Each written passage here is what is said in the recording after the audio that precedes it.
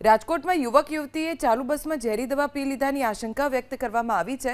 બોટાદથી રાજકોટ પરત ફરતી વખતે યુવક યુવતીએ બસમાં ઝેરી દવા પી લીધાની આશંકા છે।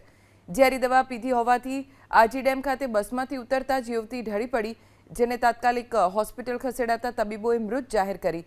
જ્યારે તેની સાથે રહેલો રવિ મકવાણા ઘટના બાદ ફરાર થઈ ગયો હતો, જે ભાવનગર રોડ પરથી બેભાન હાલતમાં મળી આવ્યો, જેને હોસ્પિટલ ખસેડાતા તબીબે મૃત જાહેર કર્યો। 4 દિવસ પહેલા યુવક યુવતી ગુમ થયા બાદ લાશ મળી આવતા આત્મહત્યાની આશંકા સેવાઈ રહી છે। બોટાદથી રાજકોટ પરત ફરતી વખતે યુવક યુવતીએ બસમાં ઝેરી દવા પી લીધાની આશંકા છે।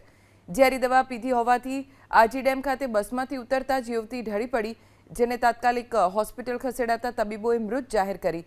જ્યારે તેની સાથે રહેલો રવિ મકવાણા ઘટના બાદ ફરાર થઈ ગયો હતો, જે ભાવનગર રોડ પરથી બેભાન હાલતમાં મળી આવ્યો, જેને હોસ્પિટલ ખસેડાતા તબીબે મૃત જાહેર કર્યો। 4 દિવસ પહેલા યુવક યુવતી ગુમ થયા બાદ લાશ મળી આવતા આત્મહત્યાની આશંકા સેવાઈ રહી છે।